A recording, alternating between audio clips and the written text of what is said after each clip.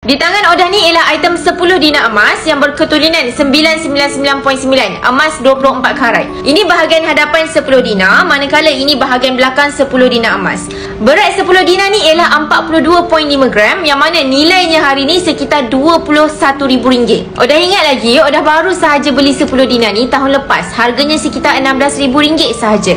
Hari ni selepas 1 tahun harganya dah meningkat kepada RM21,000. Sebab itulah sangat untung bila mana tuan-puan alihkan simpanan tuan-puan dalam bentuk simpanan emas. Dengan 10 dinar ni kita boleh buat apa je? Tuan-puan ada 2 keping 10 dinar, tuan-puan boleh kahwin tanpa hutang. Ada 3 keping 10 dinar dah boleh guna untuk bayar deposit rumah. Dan kalau ada lagi 3 keping 10 dinar, boleh dijadikan sebagai dana kecemasan. Kalau tuan-puan ada apa-apa emergency, tak perlu nak susahkan orang lain sebab kita ada tabungan kita sendiri. Dan jika tuan-puan kumpul sampai ada 5 keping 10 dinar, dah boleh guna untuk dana pendidikan anak-anak akan datang bila nak masuk universiti nanti. Dah tak perlu nak buat pinjaman PTPTN untuk tanggung pembelajaran anak-anak kita.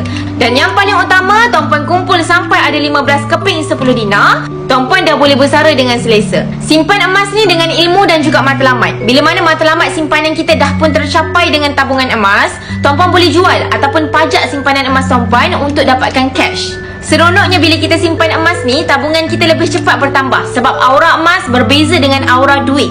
Dan yang paling best, nilai emas ni sendiri meningkat dalam jangka masa yang panjang. Di Public Gold sangat-sangat mudah untuk kita miliki item 10 dinar ni dengan adanya akaun emas kat Public Gold yang mana kita boleh menabung sikit-sikit sampai capai target.